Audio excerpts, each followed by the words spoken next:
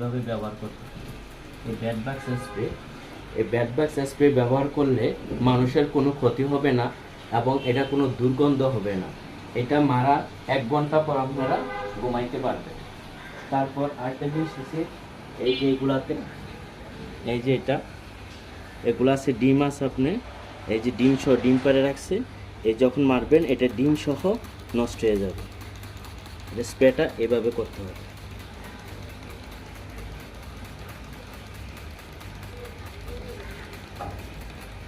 এভাবে আপনারা স্প্রে করবেন। এই যে এই ব্যাড বাক্স স্প্রে কোনো গন্ধ আসবে না, এটা মানুষের কোনো ক্ষতি করবে না এবং এটা ব্যবহারের 1 ঘন্টা পর আপনারা ঘুমাইতে পারবেন এবং এটা মারার কিছুক্ষণ পর এটা শুকাই যাবে। এইভাবে স্প্রে করবেন।